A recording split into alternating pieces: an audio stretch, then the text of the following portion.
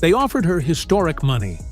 They put $1 million salary on the table, thinking it would be enough to silence the critics and secure the future of the league.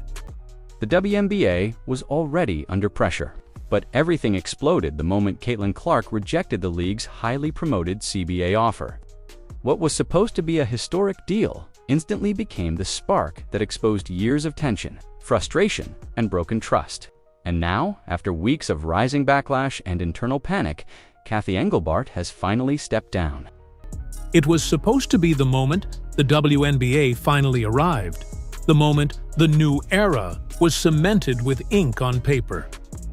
But Caitlin Clark and the rest of the Players Association just did the unthinkable. They said no. They didn't just hesitate. They walked away from the table completely. Her resignation isn't just a headline. It is a signal that the league has reached a breaking point, a moment where the old system can no longer survive. Because once Clark said no, the balance of power shifted forever. And this is only the beginning. We are hearing shockwaves from the league office that Commissioner Cathy Engelbert is officially done. The refusal of this new CBA deal wasn't just a negotiation tactic. It was a vote of no confidence that has shattered the WNBA's leadership structure. The league thought they could buy peace with a paycheck, but they completely misunderstood the revolution happening inside their own locker rooms. The moment the WNBA unveiled its new CBA offer, league executives believed they had finally delivered the breakthrough players had been demanding for years. $1 million earning structure, expanded bonuses, promises of upgraded travel. On paper, it looked like a transformative step. Owners expected applause. Analysts predicted a quick signature. And fans thought this was the deal that would keep the league stable heading into the next era. But behind the scenes, players saw something completely different. Sources say the league finally caved and offered a structure where top stars could earn over $1 million a year in base salary and bonuses. To the casual fan, that sounds like a massive win. It's a huge jump from the peanuts players were making just a few years ago, where the max salary hovered around $200,000. It was supposed to be the golden ticket that saved the 2026 season and prevented a labor stoppage. But the players, led by the massive leverage of stars like Clark, Reese, and Stewart, walked away. What the league framed as historic progress felt more like a distraction. A polished offer designed to quiet criticism rather than create real change. Whispers had been building that players were no longer satisfied with surface-level improvements. They wanted structural change. They wanted a share of the revenue they generated, not a bonus dressed up as a breakthrough. So when Caitlin Clark, the league's biggest star and the face of its new audience, refused to accept the deal, it didn't just stun the public. It sent shockwaves through every corner of the league office. The WNBA recently secured a historic media rights deal valued at over $2 billion over the next decade. That is transformative money. That is the kind of money that changes generational wealth. When the league came to the table offering a $1 million salary cap for top players, the union realized that the owners were trying to pull a fast one. They were trying to lock the players into a fixed number, while the owners kept the vast majority of the upside. The players don't just want a higher allowance, they want a piece of the pie. Her rejection wasn't emotional. It wasn't impulsive. It was strategic, calculated, and rooted in the same concerns players had been voicing for years.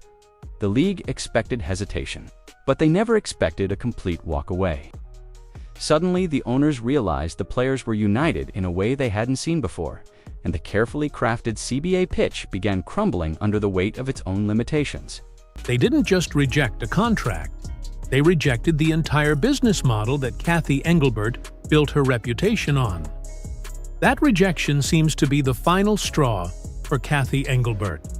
Her tenure has been defined by a desperate struggle to balance the old guard of the WNBA with the explosion of the new era. For the last 2 years, she has been walking a tightrope, and she finally fell off. Clark's decision shattered the illusion that the offer would be enough to secure peace. It proved that the players had outgrown the league's old bargaining tactics. This wasn't about disrespecting the offer.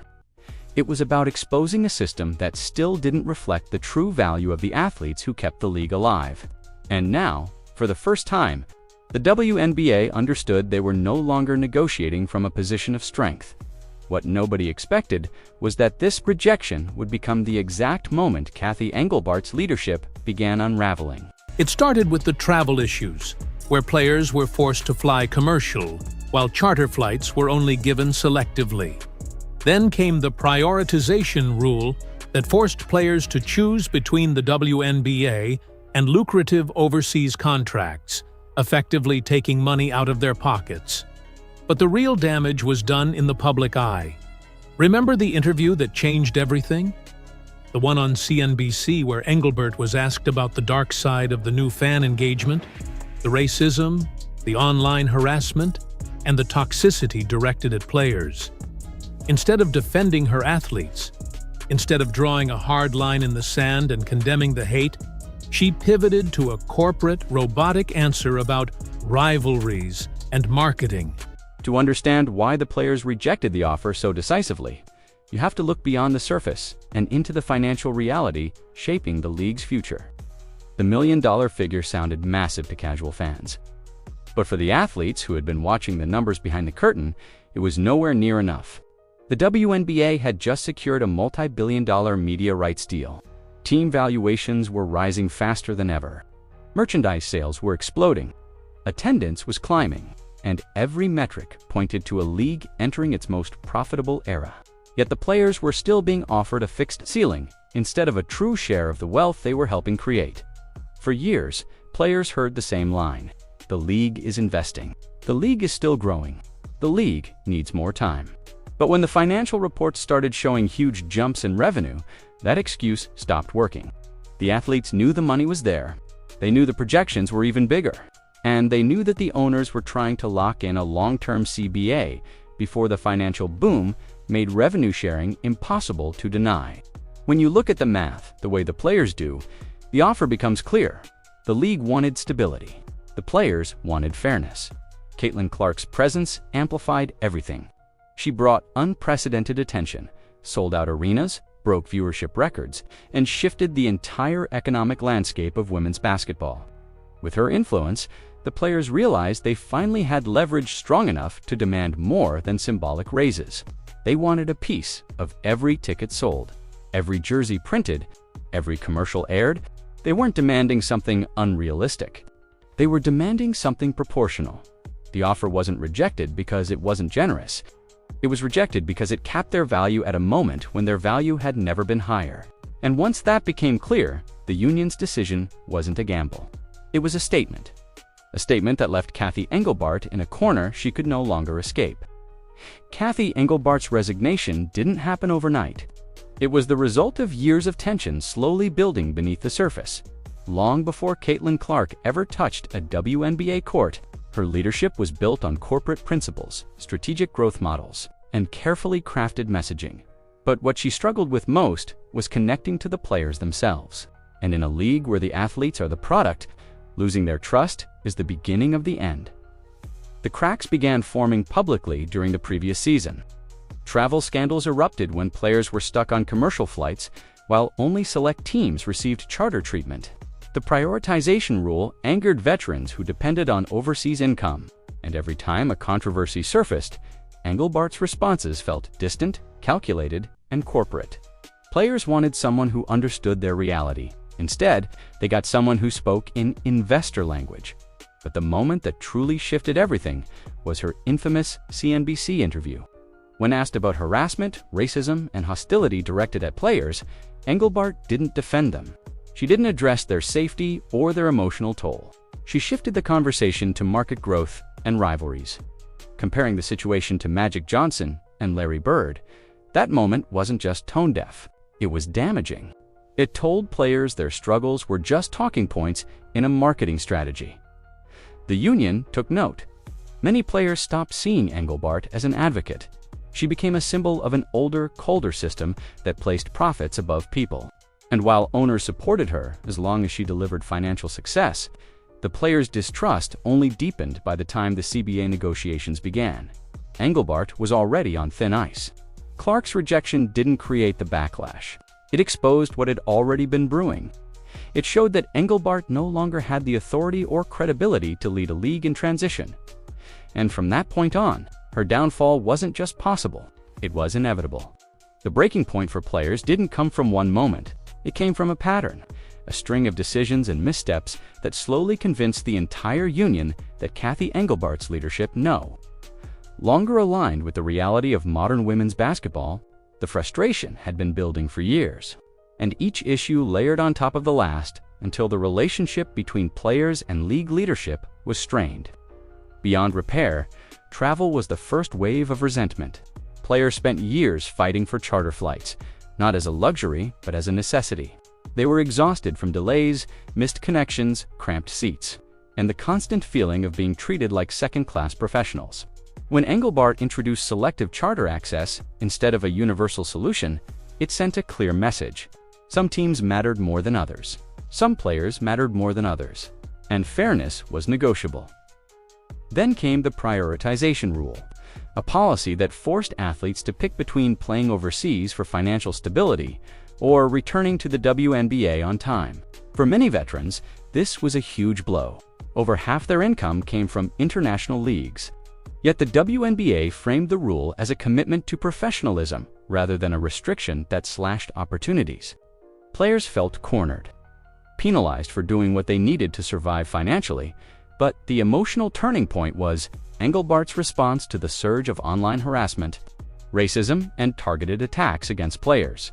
Instead of standing firmly with the athletes, she softened the issue, treating it like a fan engagement incident rather than a serious safety concern. That moment stung deeply. Players felt invisible. They felt unprotected. They felt like leadership saw their pain as a marketing metric, not a reality that affected their daily lives. These were not small disagreements. They were moments that shaped how players viewed their place in the league.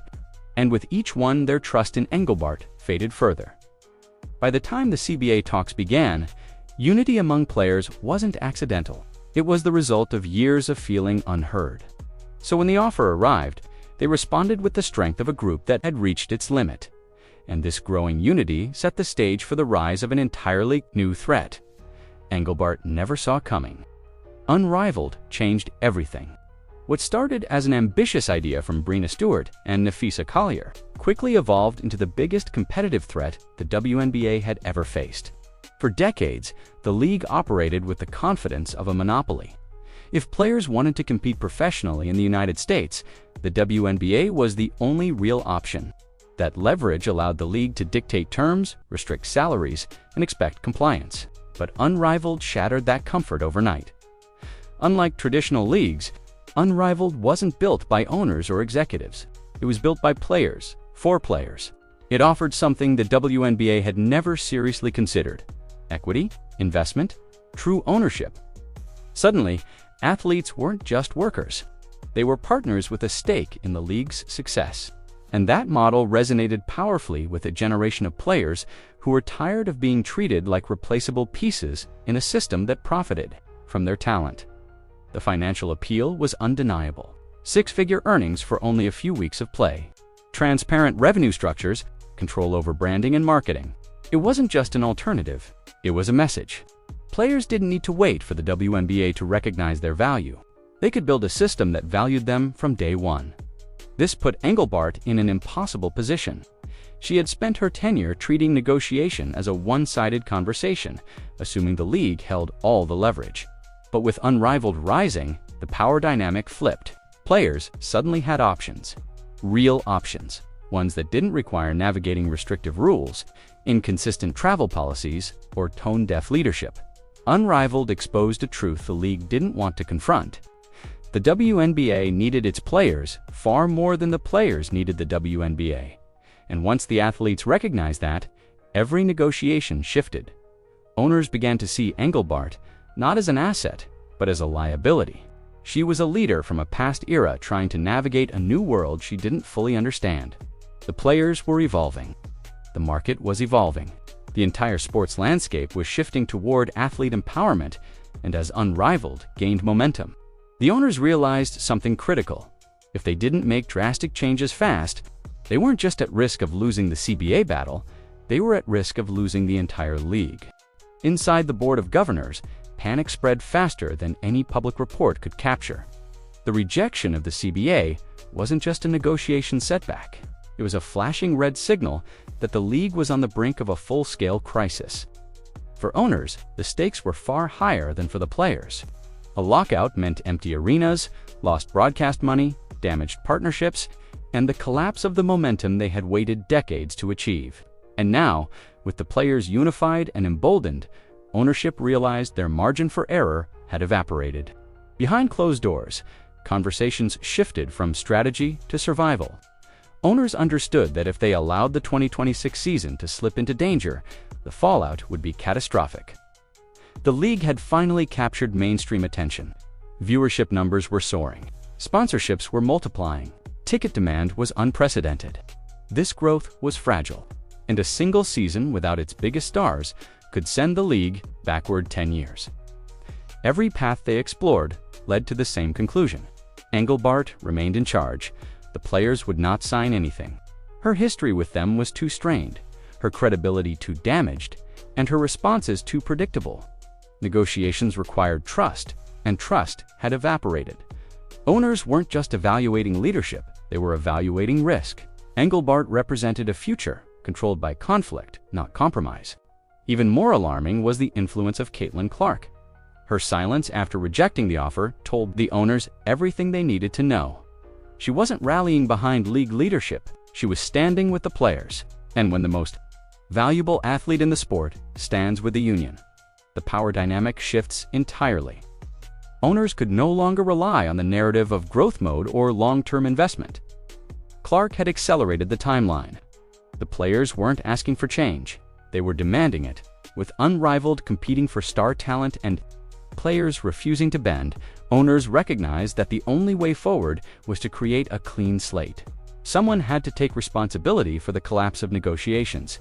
Someone had to be replaced to show commitment to change, and that someone was Engelbart. Her resignation wasn't symbolic, it was the owner's last attempt to regain control before the league unraveled completely. Caitlin Clark's influence over the WNBA goes far beyond her stats or highlight reels. She is the economic engine of the league, the magnet that pulls millions of new viewers, sells out arenas, and boosts merchandise to levels the sport has never seen. And in modern basketball, influence is power. Her decision to reject the CBA offer didn't just surprise the league, it immediately reshaped the entire negotiating landscape.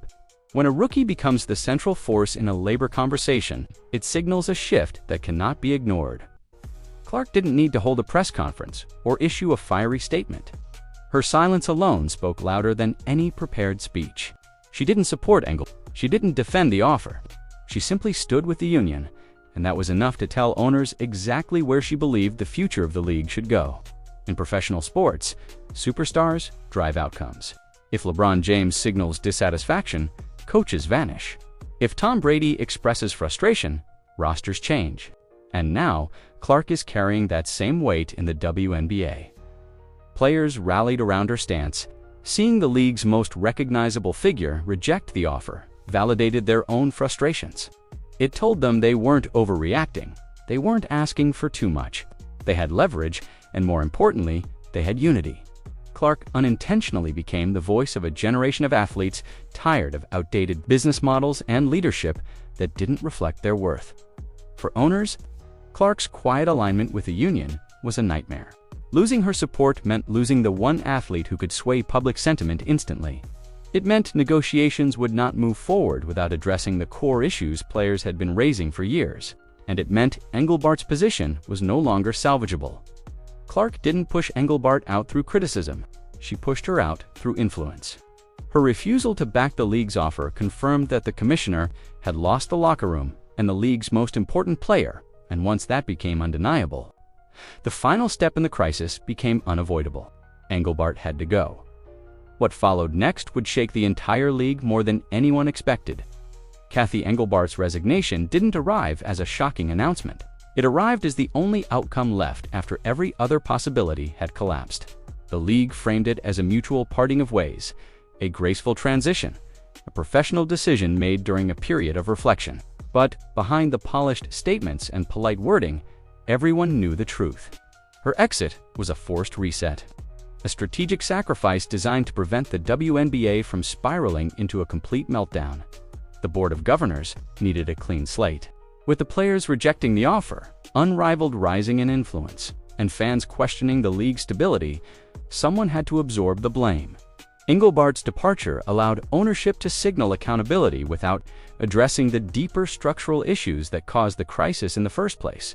It was the classic corporate maneuver: remove the leader, keep the machine running, and hope the gesture buys enough time to renegotiate before the 2026 season is jeopardized. But her resignation also created a vacuum. The league now stands without a commissioner at the most dangerous moment in its history. A new leader must be chosen quickly. But who would willingly step into a battlefield filled with distrust, urgency, and rising expectations from both players and owners? The next commissioner cannot simply manage the league. They will inherit a negotiation that could define women's basketball for decades. Meanwhile, the players are more unified than ever. They see Engelbart's resignation as proof that their leverage works, that their voices matter, and that ownership will bend before they break. But that also raises the stakes. If the owners bring in another corporate-style executive who fails to understand this new era, the conflict will explode all over again, this time with even more momentum behind the union. The uncertainty stretches across every part of the league. Will owners pivot toward collaboration or attempt to tighten control? Will players push for a full revenue-sharing model? Will the season be delayed or even canceled if demands aren't met? The WNBA is entering uncharted territory, and Engelbart's resignation is not the end of the crisis. It is the beginning of a new one. Cathy Engelbart's resignation marks a turning point the WNBA can't ignore.